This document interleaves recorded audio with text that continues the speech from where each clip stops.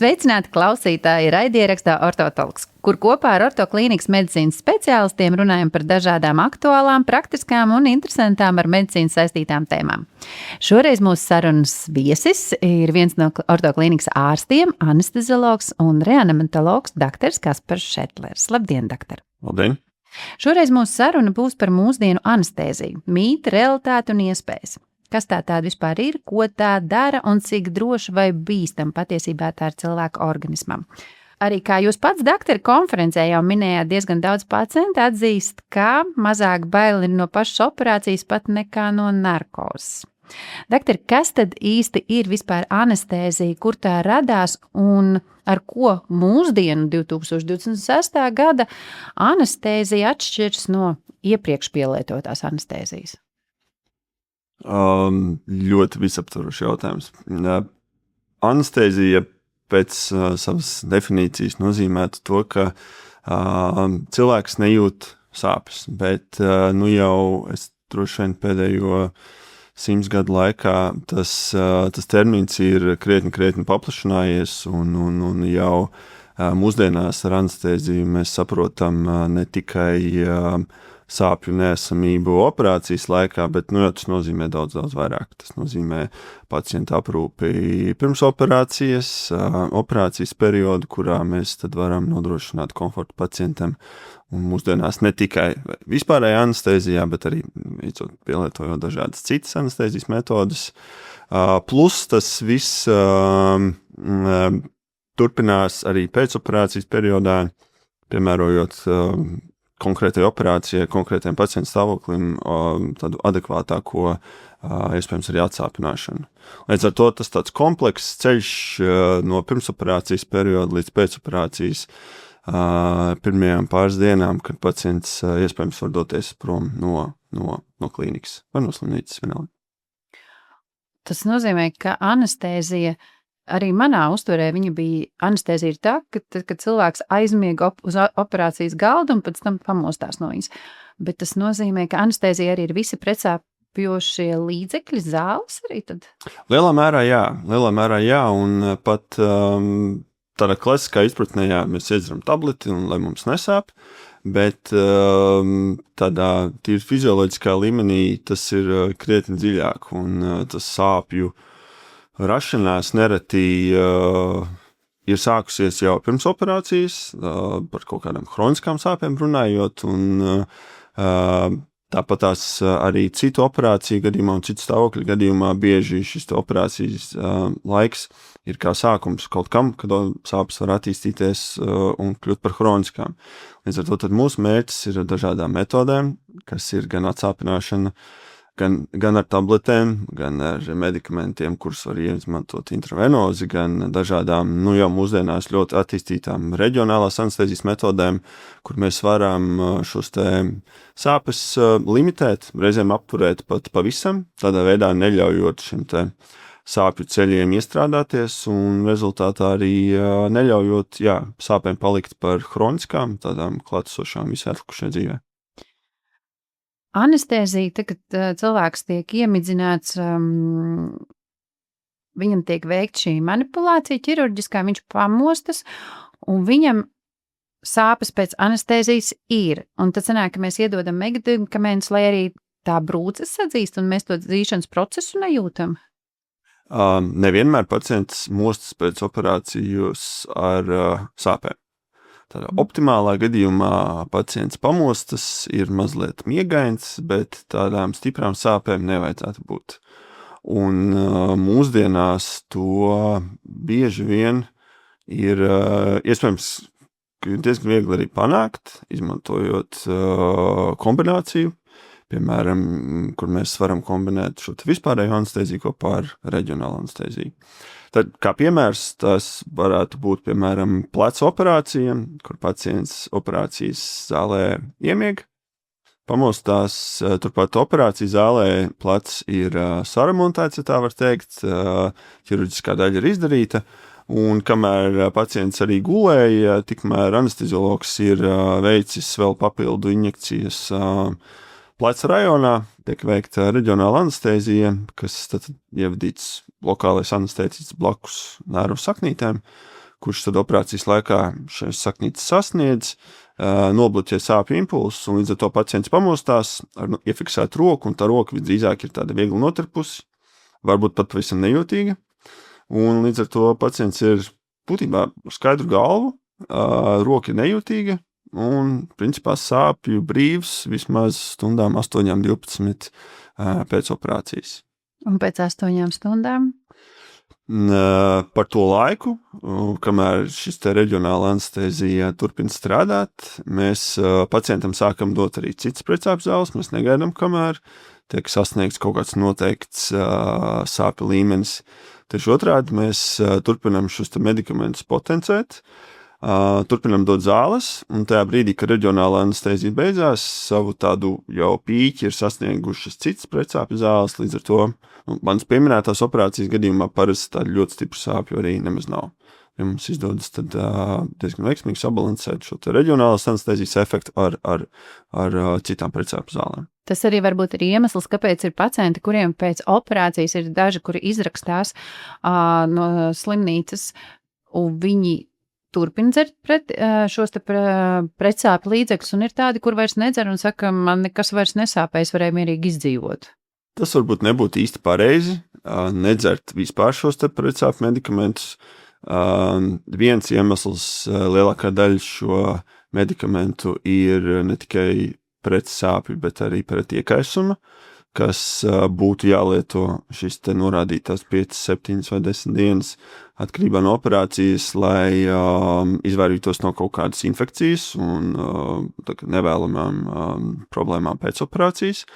Un otrs iemesls ir, kāpēc būtu jālieto, ir šis te man jau pieminētais sāpju transformācija hroniskās sāpēs, kuras, lai arī iespējams pacientam sevišķi nesāp, taču kaut kādas dienas pēc operācijas šie medikamenti būtu jādzer, lai tā tad nepieļautu to, ka tas, teiksim, roka vai kāja sāktu sāpēt pēc tam.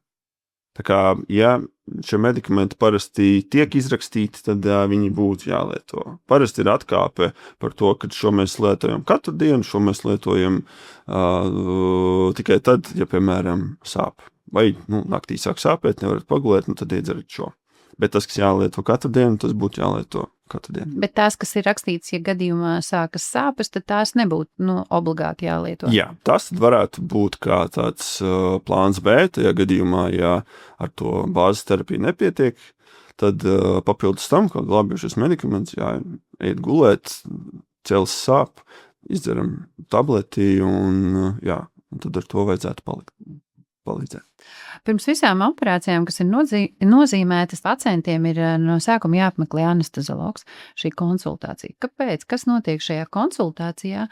Un es pat arī gribētu jautāt, ko pacientam noteikti vajadzētu sagaidīt no šīs konsultācijas? Diezgan maz parasti no šīs operācijas, konsultācijas pirms operācijas aizņem tas, kur mēs kā varbūt varētu domāt, ejam cauri pacienta analīzēm un izmeklējumiem un tagad spriežam, kas ir labi, kas ir slikti. Tā ir, es domāju, krietni mazākā daļa no visa tā laika, ko mēs pavadam kopā ar pacientu runājot. Pamatā tas, ko mēs izrunājam pacientu iepriekšējās pieredzes ar operācijām, ar kaut kādiem izmeklējumiem, anestēzijā, kas ir bijuši, kā ir gājis, vai ir bijušas kaut kādas problēmas, varbūt slikta dūša ir bijusi pēc iepriekšējās anestēzijas, varbūt pēc iepriekšējās spinālās anestēzijas sāpēja galva vai bija vēl kaut kas slikts. Tad to mēs ņemam vērā, jo mums ir arī kaut kādi mehānismi, kā mēs to varam no savas puses arī ietekmēt. Tad mēs izrunājam visu, kas būtu saistīts ar konkrētā pacienta hroniskajām saslimšanām. Ja tādas ir, ja atnāk cilvēks, kurš ne ar ko īsti neslimo un ikdienā varbūt medikamentus nelieto, protams, kā nekāds tad sagaidāms liels problēmas visdrīzāk arī nebūs. Bet, ja atnāk pacients ar 5 hroniskām saslimšanām, katrai saslimšanai ir 3 dažādi medikamenti, un tad daļa no tiem būtu jāturpina lietot, daļa no tiem būtu jāceļ kādu noteiktu laiku, noteiktu dienu pirms operācijas, un ir tādi medikamenti, kurus tādu uzreiz atcelt īsti nevar, tad tie būtu jāaizstāj ar kādiem citiem. Un tad mēs izrunājam šo, sastādām tādu īstu plānu par to, ko un kad.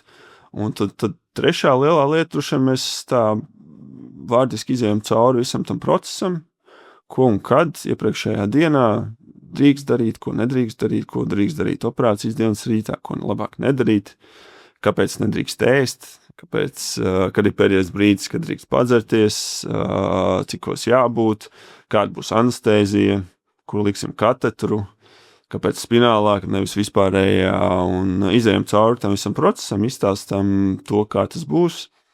Un tad arī parasti cilvēki kļūst mazliet mierīgāki, ja ir skaidrs, kā tas aptuveni norisināsies, un mazāk to nezināmo, un tad cilvēki arī parasti ir mierīgāki.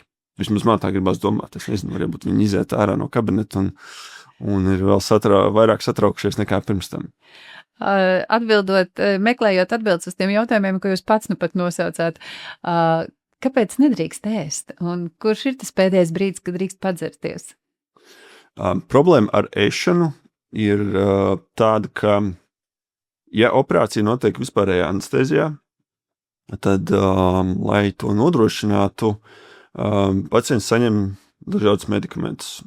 Un arī šie medikamenti atslābina, aizmazina pacientu, bet operācijas laikā, lai varētu nodrošināt pacientam adekvātu elpošanu, apceļos tiek ievietotas dažādas izvēles, bet dažādas trubiņas, ierīces.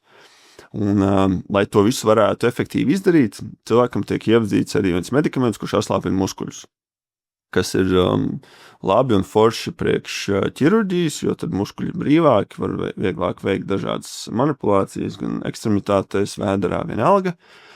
Bet problēma ar to, kad, ja iedodot šos medikamentus, muskuļi atslābst, un atslābst arī tie muskuļi, kas tā sauktie sfinkteri, kas notur mūsu uzturu kuņģī. Un līdz ar to, ja tajā brīdī, kad mēs iedodam šai zāles, pacients ir tā kārtīgi sātīgi paēdis pusdienas, tad pastāv risks, ka šis kuņģis saturs no kuņģa lēnām virzīsies caur barības vadu uz muti, un tad no mutes tālāk nokļūst plaušās, un tā jau ir dzīvību būtiski apdraudoša situācija. Līdz ar to 6 stundas ir pierādīts tāds optimālais laiks, kad praktiski jebkurš ēdiens ir evakuējies no kuņģa, un tas ir tāds drošs laiks, kad tad mēs varam veikt arī visu veidu manipulācijas, neriskējot, kā pēkšņi no kuņģa parādīsies kāds zupa vai kas līdzīgs. Un ar dzērieniem kā ir?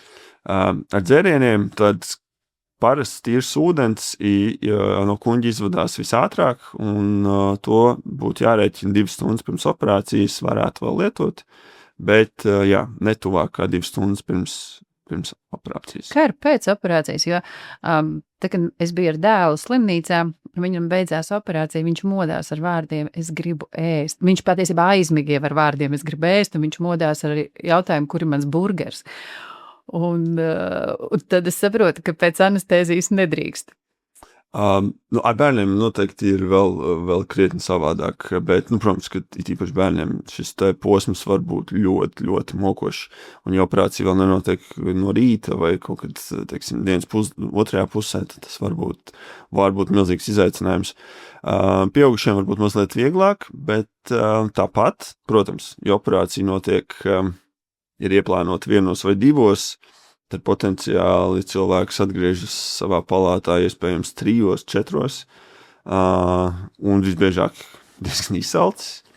Tad parasti mēs ļaujam sākt dzert ūdeni, principā gandrīz pēc operācijas, ja pacientam nav slikta duša, kas var būt tāda normāla reakcija pēc garākas operācijas, mazliet tāda sliktāka duša un dīvaina sajūta vēdrā. Bet, ja tas nav, tad, principā, 15-20 minūtes pēc operācijas pacients varētu jau sākt dzert ūdeni, mierīgi pēc kādas pusstundas kādu tēju, kafiju, un tad, ja viss ir labi, tad droši vien ap to laiku arī sākt ēst.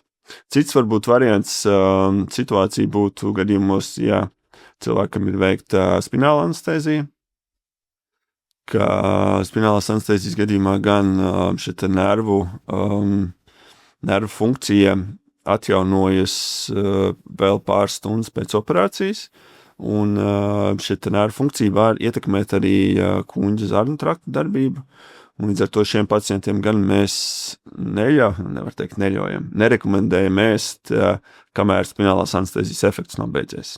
Tās tad parasti ir šīs 2-3 stundas.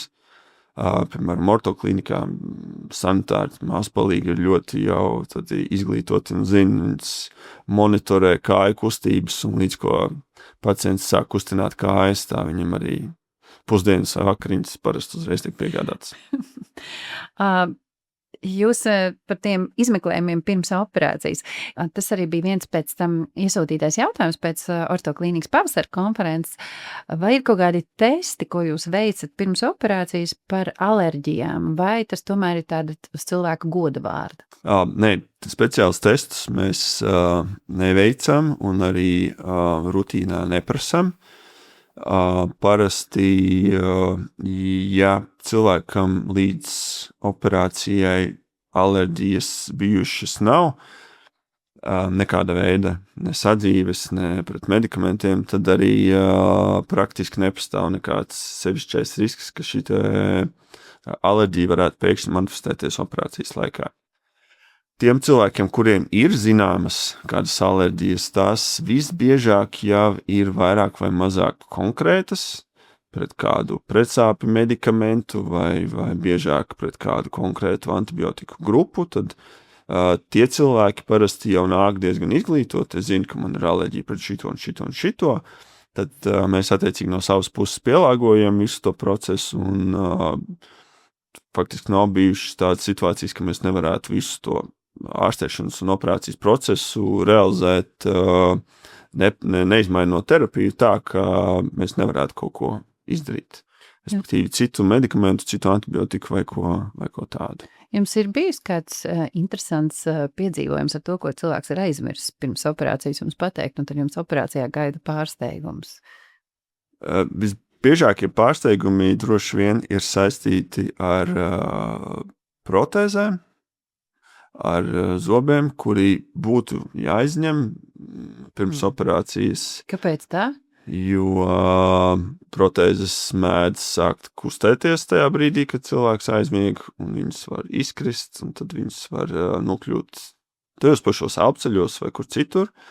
Un tad, tas šad tad tajā brīdī, kad cilvēks uz skaistos maidu aizmieg, tad mēs pamanam, kad, ļoti daudz kustīgu konstrukciju mutē, tad mēs viņus arī tā uzmanīgi parasti izņemam, ieliekam maisiņā un tad pacientam atdodam, viņam jau esot nodaļā. Tā kā protēze droši vien tas ir tas biežākais neplānotais pārsteigums, ko mēs... Bet to konsultācijā jūs pajautājat? Parasti jā, bet iespējams pacients to piemirst vai personāls kādreiz to aizmirst vai grūti pateikt. Cilvēkam kādreiz nepatīk, kā viņi izskatās bez protēzēm, tāpēc viņi mēģina novilkt šo protēžu izņemšanu līdz pēdējiem brīdim, un tad varbūt beigās arī aizmieg, un tad aizmirstas atvainojas, un Pirms operācijām liek noņemt, es saprotu, kāpēc gredzens, bet kāpēc, piemēram, auskari ir jāizņem no ausīm? Kāpēc kāpēc jāizņem, piemēram, auskari no ausīm? Vairāk iemesli. Viens noteikti ir visa veida antiseptika un aseptika, viss, kas saistīts ar tādu ļoti sterilu vidi, jo operācijas zālē netiek atļauts nekas tāds tur nepiederīgs. Ir tīpaši pie lielāka apjoma operācijām. Arī šeit ortoklīnikā ir speciāls luminārs plūsmas, kas nodrošina to, ka nekāda veida sveši mikroorganisms nav vairāk metru radiusā ap operācijas brūci, līdz ar to, jebkas liekas, potenciāli ir infekcijas avots, ir kaut kāda baktērija avots, un tāpēc viens faktors, kāpēc tas varētu būt, viss liekais jānoņem. Otrs, iespējams, saistīts arī ar pacientu pozicionēšanu, jo nevienmēr pacienti guļ uz muguras, reizēm pacienti tiek operācijas laikā pagriezti uz sāniem, attiecīgi tad noguldīti uz vienas auss vai pagriezti uz vēdera. vai, piemēram, plecu operāciju gadījumā pacientu galva tiek iestiprināta tādā speciālā fiksatorā, ko mēs saucam par ķīveri, un tās ausis varbūt saspiestas, un ja tās ir 10-15 minūtes, droši vien nekas, ja operācija ir 2 stundas, tad diezgan viegli var rasties izgulējumi, mīkstvaldu bojājumi. Līdz ar to, jā, viss liekais būtu jānoņem. Es esmu ievērojis, ka, respektīvi, pacientu atvedot uz operācijas zāli, viņam veic šo te anestēziju.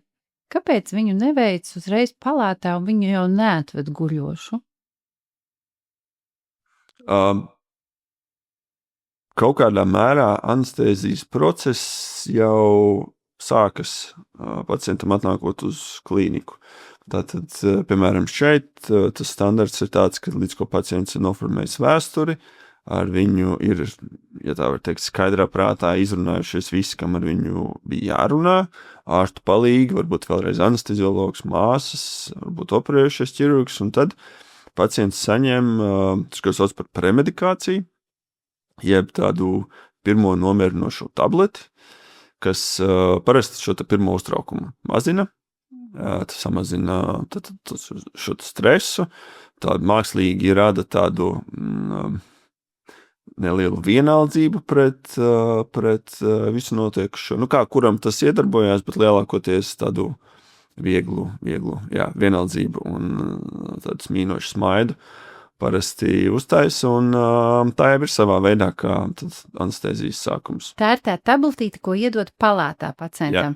Jo mums ir bijušas sūdzības par to, ka cilvēks saņēmis šo tabletīti, un viņš nav aizmidzis. Jā. Un kā tā drīkst būt, ja viņam vajag vēl vienu tabletīti? Tad izrādās, ka viņai pat nav jāizmiega šo tabletīti. Šis efekts ir ļoti, ļoti individuāls. Jā. Citi aizmiega, citi pasnauž jau pirms operācijas, citi sāk smieties, kā nu kurš, bet tas pamatmērķis ir mazināt šo te uztraukumu fonu un tādā veidā samazināt visu veidu kaut kādas nepatīkamās pieredzes saistībā ar to procesu. Bet tā iemikšanas tātad anestēzija, tāda galējā, viņa notiek operācijas zālē tieši pirms operācijas. Jā, tieši tā. Un kāpēc tieši viņi ir tajā, tur nevis pirms tam, jo cilvēks tomēr tiek ievests operācijas zālē, un viņš redz visu, kas notiek riņķī, labi, viņš ir maigā tādā vienaldzības ponējumā, bet, tomēr. Teorētiski tas, ko mēs šādi tad arī darām, mēs ārpus operācijas zāles veicam reģionālu anestēziju. Tātad, piemēram, veicam kādus reģionālus blokus pirms operācijas, un tad, lai tajā brīdī, kad pacientam jāveic operācija, tad atliek tikai iebraukt zālē un aizmigt. Bet viss, kas attiecas uz tādiem elpceļiem un pacientu sagatavošanu, tas tiek darīts operācijas zālē, jo tas tomēr ir ļoti samērā augsta riska, gan šis te elpceļu manipulācijas, gan kaut kādas asinsvadu pieejas un tādas lietas. Tam būtu jābūt tīros apstākļos, kur viss ir pieejams, jo tāpēc arī pacientu mošanās notiek vienmēr operācijas zālē. Kā anesteziologi mēdz sevi tā kā kaut kādā ziņā salīdzināt ar aviāciju, kur parasti problēmas ar lidmašīnām notiek tajā brīdī, kad lidmašīnas vai paceļās vai nolaižās, tad visbiežāk arī sarežģījumi ar anestēziju notiek vai pacientam inducējot anestēziju, uzsākot pašā sākumā, vai arī tajā brīdī, kad cilvēks mostās. Un tad tajā brīdī visam būtu jābūt pieejam savā vietā, maksimāli droši, pēc iespējas vairāk monitoringa iespējām. Jā, tāpēc es domāju, aiz drošības apsvērumiem. Jūs arī Ortoklīnikas pavasara konferencē runājāt par dažādiem šādi anestēziju veidiem. Un tad bija tāds viens slaids, ko apskatoties, sapratu, ka es esmu viens no tiem cilvēkiem, kas jauc šīs te lietas, ka es tiešām biju pārliecināta, ka spinālā šī te anestēzija ir tas pats, kas epidurālā, un lokālā ir tieši tas pats, kas reģionālā. Un tad, kad pat es parunājos ar kolēģiem, kas nav medicīnas speciālisti, arī tie cilvēki teica, vai tad ne? Kā tad atšķirās, sākot ar to tad spinālā un epidurālā? Spinālai un epidurālai anestēzija abām noteikti ir kaut kādas savas indikācijas un savi pielikšanas punkti. Un epidurālā anestēzija, tātad visbiežāk saistīta ar dzemdniecību, ar dzemdību, un tā būs pat nevis kā anestēzija, bet kā analgēzija, jeb tātad atsāpināšana. Savukārt, spināla anestēzija atkal ir savi, šie te pielikšanas punkti, lielāka apjoma operācijas, vairāk sāpīgas un tā tālāk.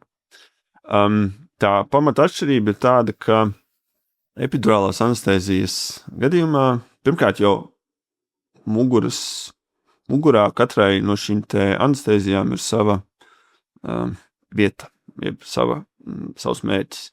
Epidurāla anestēzija tad atradīsies epidurālajā telpā, un tajā gadījumā tur tiks ievietots visbiežāk katetrs, caur kuru tad arī pēc operācijas vai, operācijas laikā vai dzemdību laikā ir iespējams papildus pievadīt medikamentus. Un epidurālais katetrs šajā epidurālā telpā var stāvēt principā vairākas dienas. Ja tā ir milzīgi liela apjoma operācija, tad pacientam pirms operācijas var ievietot šādu epidurālo katetru, un tad pēc operācijas vairākas dienas caur šo epidurālo katetru cilvēks var saņemt precāpju medikamentus, šos lokālos anestētiķus, un tādā veidā tas var būt viens no šiem atsāpināšanas rīkiem, kā atsāpināt.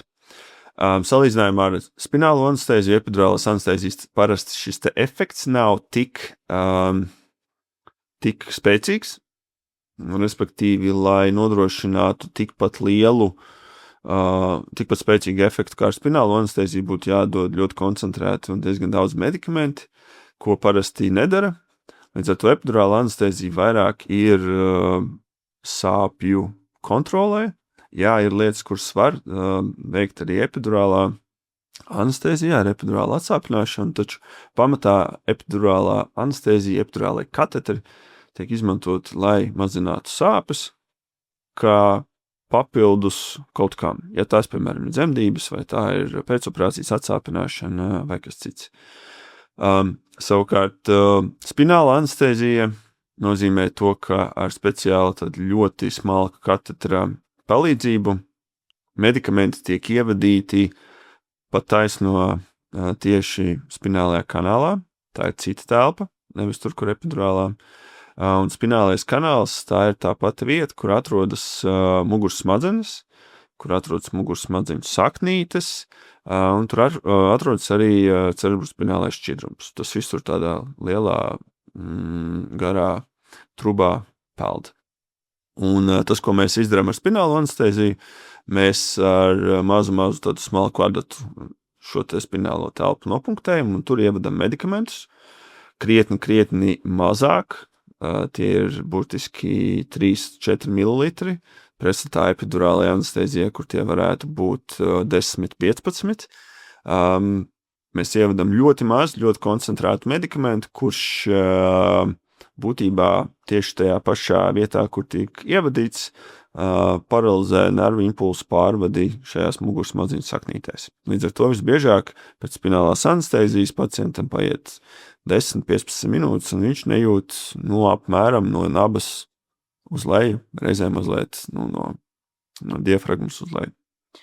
Ar šīm te anestēzijām man visu laiku kaut kur zemapziņā ir tāda baile, kaut kas no dzirdētā, ka, respektīvi, tā ir visbīstamākā, jo viņa tiek vadīta mugurkaulā, un ja tur nedaudz pa labi vai pa kreisi, sekas var būt diezgan dramatisks. Tā īsti nav.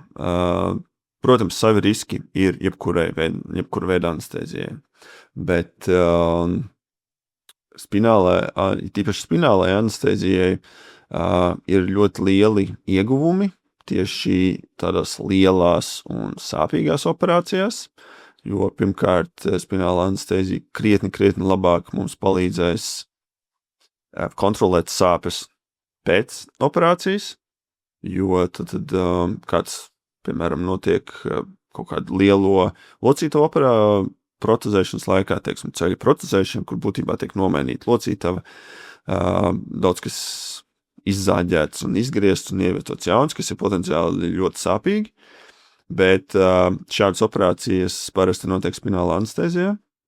Un tas pamata iegums ir tāds, ka pacientam uzreiz pēc operācijas kāja nesāp, galva ir skaidra, spināla anestēzijas savu efektu saglabā vēl vairāk stundas pēc operācijas, mazāk sliktas dušas, un pēc tādiem datiem arī teorētiski mirstība ir mazāka pacientiem, kam tiek veikta spināla anestēzija, nevis vispārējā. Par tādiem dziļiem neiroloģiskiem bojājumiem principā runā ļoti reti, jo šis te punkcijas līmenis atrodas ir tajā vietā, kur īsti tādu svarīgu struktūru vairs nav. Tad mugursmadzenes ir kādus 5 centimetrus augstāk, tā kā pa mugurkaulu runājot. Mugursmadzenes pat nav ne tūmā. Tas, kas tur ir blakus, ir šīs te mugursmadzenes saknītes, kuras ir mazliet sānus, kuras parasti arī skartas netiek, līdz ar to, protams, savi riski ir, bet tā, lai teiktu, ka tā ir ļoti bīstama manipulācija, noteikti nē. Kāpēc izvēlās šo, nevis pieņemsim vispārējo? Nav tā, ka anestēziju vienmēr izvēlas anesteziologs vai ķirurgs. Parasti tas notiek kopā ar pacientu. Nav tā, ka mēs kādam tagad lakto radatu virsū un mēģinātu iedurt mugurā vai tieši otrādi mēģinātu viņu aizmidzināt, lai varētu nointubēt vai vēl kaut kā. Parasti mēs izrunājam ar pacientu, ka mums ir šādas un šādas metodas, ka rutīnā pie šādām operācijām mēs veicam, tātad, piemēram, spinālu anestēziju pie krustveida saišu operācijas, jo tātad šiem pacientiem stipri mazāk pēc operācijas sāpēs. Tas ir tas pamat iegūms, būs mazāk slikta duša, iespējams varēs pat mazliet ātrāk aktivizēties, jo pēc tam labāk jutīsiet. Un to visu mēs mēģinām izstāstīt. Bet, protams, tas, ka, ja anesteziologs ienāk pie pacienta un saka, tagad jums būs spināla anestēzija, jūs atbrauksiet uz operāciju zāli, apsēdīsieties, mēs jums iedursim mugurā, jūs nejutīsiet kājas, un tajā brīdī, protams, pacientam liels acis, viņam daudz jautājumu, kā dursiet mugurā, kā nejutīšu kājas, un tad es visu klausīšos, kas tur apkārt notiek, tā kā, protams, neizklausās nekas tāds, ko cilvēki gribētu pieredzēt. Bet parasti mēs izrunājam par šiem plusiem un mīnusiem, izstāstam par to, ka pirms arī šis spinālās anestēzijas tiek veikta lokāla anestēzija ādā, līdz ar to cilvēki pārst šo te punkciju praktiski nejūt, vai jūt tikai tādu vieglu spiedienu. Nākamais operācijas laikā parasti, lai visas tās muļķības, kas operācijas zālē notiek, nebūtu jāklausās, mēs iedodam arī miega zāles, lai tādā vieglās naudā cilvēki arī to operāciju pavadītu. Un, kad operācija beigusies, galva ir skaidra, cilvēks jūtās labi, kājas ir notirpušas, jā, bet viņi arī nesā. Ja, piemēram, tāda pati operācija notiek vispārējā anestēzijā, tad cilvēks forši var aizmigt, forši pamostās, bet pamostās visdrīzāk jau ar diezgan būtisku diskomfortu. Piemēram, kājā vai potītē vienalga. Un tad tā runājot, parasti jau mēs arī nonākam līdz tam, ka tā spinālā droši vien ir visefektīvāk, vislabākais ceļš, bet, kā es teicu, ar varu nevienam parasti mēs to nedaram, ja cilvēki saka kategoriski nē, tad, protams, mēs meklējam cits risinājums, vispārēja anestēzija, varbūt ar kādu reģionālu anestēzijas elementu. Tas jautājums par anestēzijas ilgumu, vai tas ir bīstami, cik bīstami ir tas, ka anestēzija ir ilgāka vai īsāka, un cik liels tās sekas tas atstāj uz mūsu ķermeni? Protams, ka tas pacienta vispārējais stāvoklis tiek monitorēts visu laiku, un arī atkarībā no operācijas gaitas var tikt pieņemts viens vai otrs lēmums. Iespējams, operācija tika sākotnēji plānota spināla anestēzijā, bet, piemēram, operācija aizņem nevis 2 stundas, bet 4. Tad iespējams, ka kaut kādā brīdī operācija var tikt konvertēta un anestēzija var tikt konvertēta par vispārējo pacients. Iespējams, to pat nepamana, jo viņš jau tāpat ir mazliet viegli piemidzis, vienkārši viņam iedot mazliet vēl vairāk medikamentus, un tāpat līdz operācijas beigām viņš arī noguļ. Līdz ar to tā parasti nav liela problēma, to ir gan viegli atrisināt, un ja tas operācija to prasa, tad to arī mēs darām, un tad pēc tam arī varam pielāgot kaut kādu atsāpināšanas metodu atbilstoši tai operācijai, jo reizēm arī operācijas apjoms mainās, ne tikai tehnika vai kaut kāds risinājums, bet no viena maza apjoma varbūt operācija transformējās par krietni lielāku, kas potenciāli varētu vairāk sāpēt, un tad arī tādā gadījumā mēs meklējam kaut kādus papildus risinājumus, varbūt papildus šos reģionālus blokus, kā lai tad izvairītos no šīm sāpēm pēc operācijas. Par to, vai ilgāka anestēzija ir riskantāka, es negribētu izšķirt tikai anestēziju vai narkozi no ķirurģijas. Es domāju, visa tā operācija pat par sevi, jo garāka ir operācija, jo, protams, tas ir lielāka slodze organismam, gan no anestēzijas viedokļa, ir vairāk medikamenti, kas ir lielāka, tad ir farmakoloģiska slodze, gan no operācijas viedokļa ir lielāka iekaisuma reakcija, dažādas bioloģiski aktīvas vielas, kas vienā vai otrā veidā var ietekmēt organismu, tā skaitā arī smadzenes un visu ko citu. Jā, tā kā tas noteikti ir faktors, garas operācijas ar lielu asins zudumu, kaut kādām hemodinamiskām svārstībām, protams, ir krietni bīstamāks un potenciāli var atstāt kaut kādas sekas, bet jā, mūsdienās mums ir gana daudz visādu rīku, kā monitorēt, kā saulēcīgi redzēt, ka kaut kas varbūt nav labi, ko mēs varam uzlabot, optimizēt operācijas laikā, tā kā to visu mēs noteikti, protams, ņemam vērā. Kas parasti notiek, kad cilvēki mostas no anestēzijas?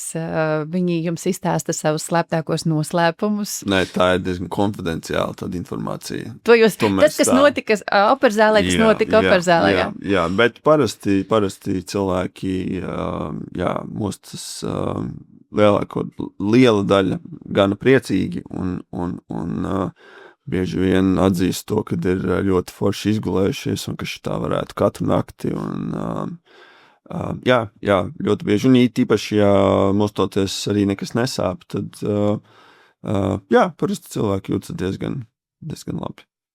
Bet par to, kas konkrēti tiek teikts, to es droši nedrīkst izpaust, jā. Jūs minējāt par šiem riskiem. Kādi ir tie tādi galvenie riski pie anestēzijām? Tos riskus noteikti var dažādi sagrupēt. Mēs varam sagrupēt, kas būtu pacienta riska faktori, tad noteikti šie riska faktori atkarībā no anestēzijas veida.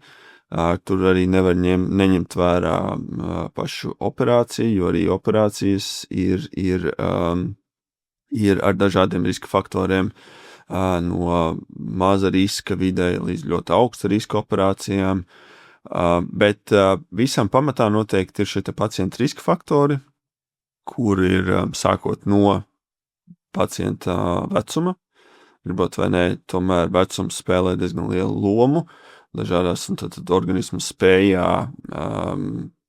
tikt galā ar šo slodzi, kas ir operācija un kas ir arī anestēzija un visu posmu pēc tam. Lielu lomu spēlē dažādas citas hroniskas saslimšanas. Šeit varētu droši vien par vairākām saslimšanām vēl runāt dziļāk, bet tas ir sirds problēmas, metabolas problēmas, kā cukurdiabēts, kas var radīt problēmas ar dzīšanu, tie var būt dažādi galvas asinsrites traucējumi, pārciest insulti un tā tālāk. Tad tas kopējais vispārējais stāvoklis. Tas arī noteikti ir jāņem vērā, izvēloties gan anestēziju, gan varbūt arī to operācijas apjomu un tādiem fragilākiem, jeb tas būtu arī trauslākiem pacientiem. Protams, tas, ko mēs no savas puses izvēlamies, ir mēs mēģinām pielāgot un atrast to optimālāko veidu, kā nodrošināt to, ka, piemēram, šo operāciju var veikt, ja tas ir, nezinu, kāds akūts lūzums rokā, un cilvēks tiešām ir ļoti slims, tad mēs varam veikt arī, ir iespējams veikt operāciju tikai reģionālā anestēzijā, vispār neveicot, piemēram, vispārējo anestēziju, vai izvēlēties spinālo anestēziju pāri vispārējai anestēzijai, tādā veidā tas arī mazliet mazina šo te organismu risku. Līdz ar to pielāgot konkrētam pacientam šo te veidu, kā ļaut operācijai notikt. Otri šie tātad anestēzija veidi, lokālā un reģionālā, no kā viņas abas atšķirās? Lokālā anestēzija ir tāds, ļoti, ļoti lokāla. Es teiktu, tāds klasisks piemērs ir droši vien visa veida anestēzija stomatoloģijā, kur jums vajag padarīt nejūtīgu kādu, kvadrātcentimetru, un tajā vietā var ievadīt lokālu anestētiķu, un tā vieta kļūst nejūtīga. Vai veicot kādus ļoti nelielas griezienus ādā. Jūs ievedat tur lokālu anestētiķu, viņš tur zemādā vai mazliet dziļāk izplatās, tur, kur šis te anestētiķis ir, tur arī ir efekts, un tad tajā vietā ir iespējams veikt griezienu vai kādu punkciju. Savukārt reģionāla anestēzija vairāk ir saistīta ar to, ka zinot nervu anatomiju un to, kā tiek inervēts viens vai cits reģions, rokas, kājas, vēders un tā tālāk. Mēs mūsdienās diezgan viegli sonogrāfijas kontrolē varam blakus kaut kādam konkrētam nervam ievadīt medikamentus, jeb lokālu anestētiķu, kurš tātad pārtrauks nervu impulsu pārvadi konkrētajā vietā. Līdz ar to, ja mēs veicam reģionālo anestēziju kaklā, mēs varam kakla rajonā, tad mēs varam nobloķēt nervu impulsus praktiski no visas rokas. Un tas jau sākumā minēju par šo te plecu operāciju, kur pacients pamostās un roka ir nejūtīga. Tas pamatā tādēļ, ka tad ir iepauzēta nervu impulsu un sāpju pārvada no konkrēta reģiona, un šis te medikaments strādā savas 6-8, reizēm pat vairāk stundas, un pacientam sevišķi nesāp. Līdz ar to es gribētu teikt, lokāla anestēzija strādā pilnīgi lokāli tajā vietā, kur tā tiek ievadīta. Reģionāla anestēzija strādā uz konkrētu ķermeņa rajonu, jeb reģionu, kur inervē kaut kādi noteikti nervi. Pēc tam, kad mēs šos nervus tad esam nobloķējuši, ja tā var teikt. Tāds naivs jautājums, kā anestēzija, kuru mēs ievedam, viņa zina, ka viņai ir jāpaliek tajā vienā aplītī, vai ka viņai ir jāizplešas, vai viņai vispār viss ķermenis ir jāanestezē tā, ka, respektīvi, nesāp? Kā kura viela? Jā, ir vielas, kuras to nezinu, un tad vielas, kuras to zina labāk. Protams, ir vielas, kuras mēs ievedam intravenozi vēnā, tad viņu efektu mēs sagaidām visā ķermenī. Tas nozīmē, ka viņas pa asinsriti izplatās pa visurieni, un tāpēc nesāp cilvēkam, ja? Jā, te piemērs varētu būt dažādi veidi narkotiskas vielas. Morfijs, dažādi veidi opiāti, kas tiek izmantoti ļoti plaši, tātad, lai cilvēkam nesāp. Kas piesaistās pie konkrētiem receptoriem visā ķermenī, un tādā veidā samazinot šo te sāpju sajūtu. Tas pats paracetamols vai līdzīgi medikamenti. Bet lokālais anestētiķis tiek ievadīts tieši audos, tajā vietā, kur mēs gribam, lai viņš atrodas. Turpat plus mīnus viņš arī starp muskuļiem paliek. Viņam nav cita ceļa, kā viņš nokļūst, uzsūcās nervā, izdara savu darbu un cilvēkam nesāp. Jā, ja tas jautājums ir bijis tāds, ja es iedzeru precāpju galvas tableti, kā viņa zina, ka viņai jārastē mana galva? Nevis... Jā. Šie ir tie medikamenti, kuri strādā vispār uz šiem sāpju ceļiem. Katrs savā veidā šajā sāpju ceļā, bloķējot vienu vai citu receptoru, tiek nobloķēti visi aktīvie sāpju ceļi. Ja tajā brīdī, tad, kad paralēli galvai sāp arī kāja, tad visdrīzāk tā kāja arī nesāpēs.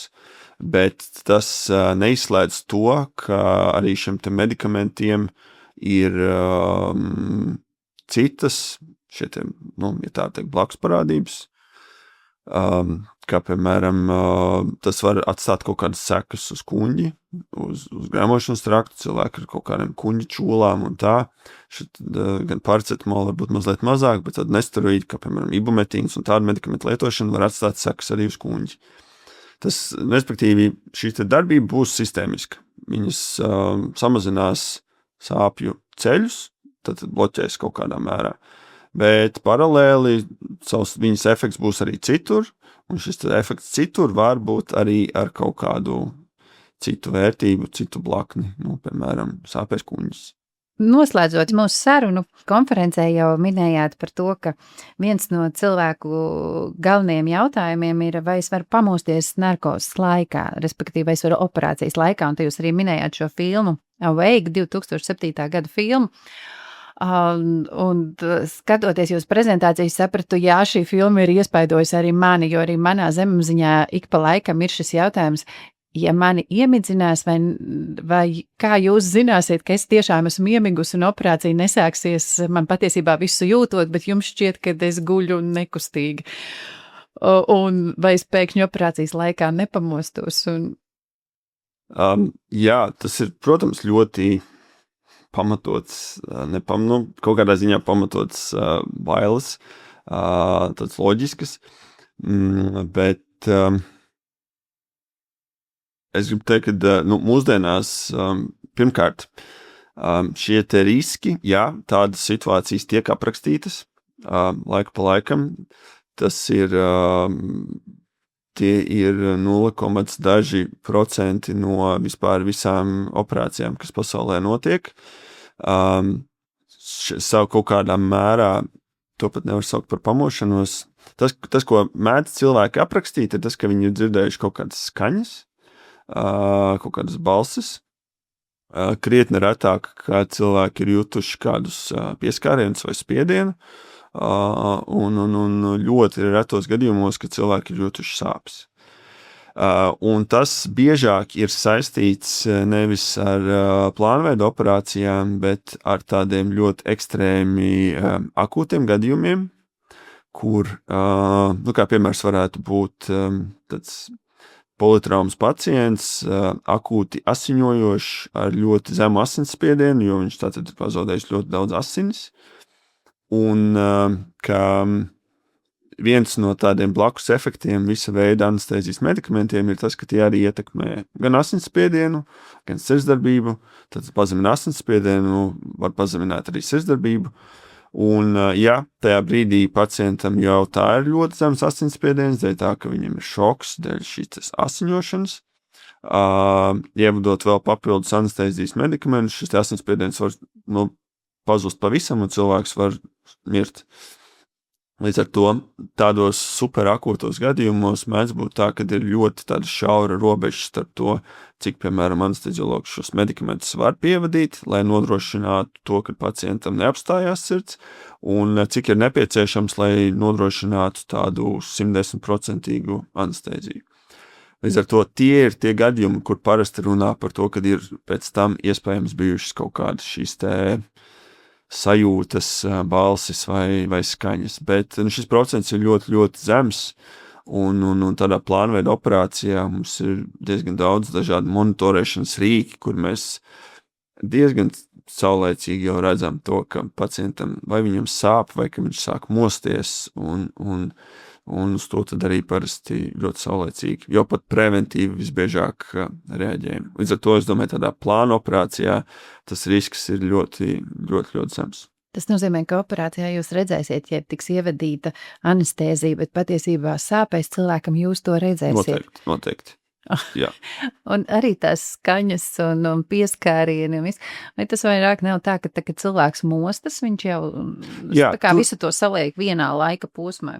Tieši tā. Tur var būt, viens no skaidrojumiem ir tāds, ka tā var būt arī tāda smadzeņu nepareiza interpretēšana par to, kas ir noticis. Iespējams, ka tie ir kaut kādi notikumi, kas ir bijuši pēc tam vai pirms tam, kas ir interpretēti kā kaut kas ir noticis operācijas laikā.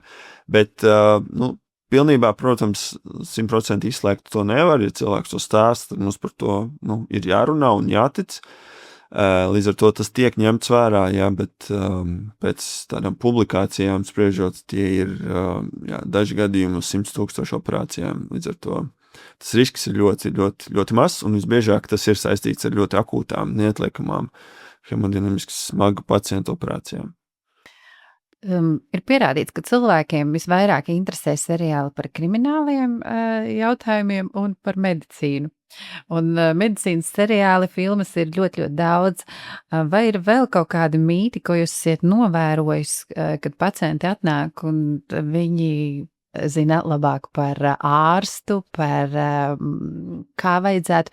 Ir sevišķi iedomājams par šīm te reģionālajām anestēzijām. Tad cilvēki, ja arī pie lokālās cilvēks ir daļai pie skaidras apziņas, viņš tajā nepiedalās ik pa laikam ar saviem komentāriem, ar savu kaut kādu viedokli.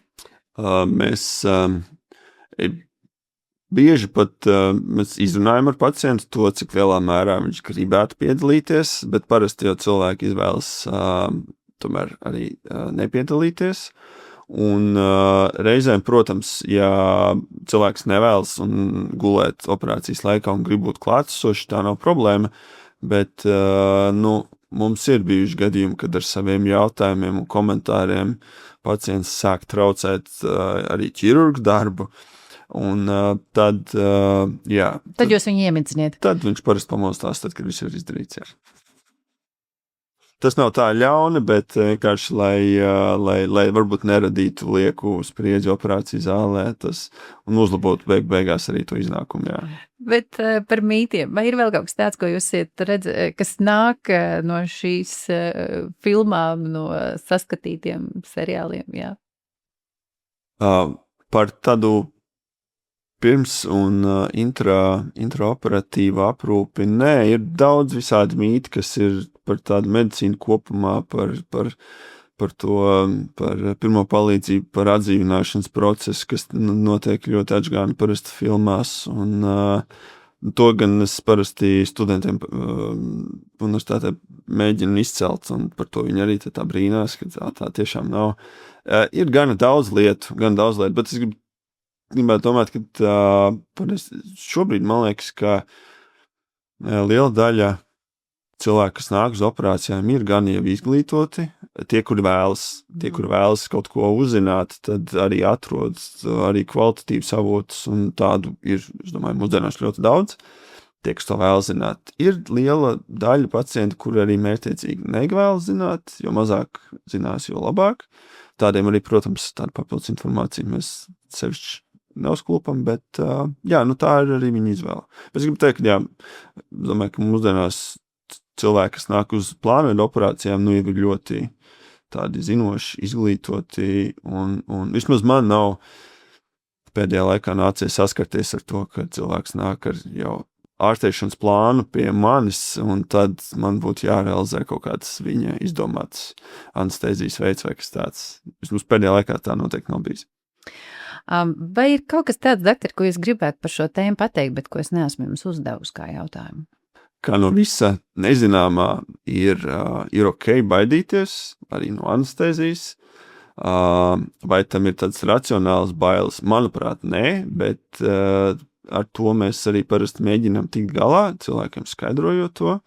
Līdz ar to tas, ka jums ir baile pirms operācijas, tas ir normāli. Mēs vairāk uztraucamies parasti par tiem, kuri saka, ka viņiem no kā nav bail, jo tas arī ir tā mazliet aizdomīgi, un tam varbūt savi kaut kādi zem ūdens akmeņi.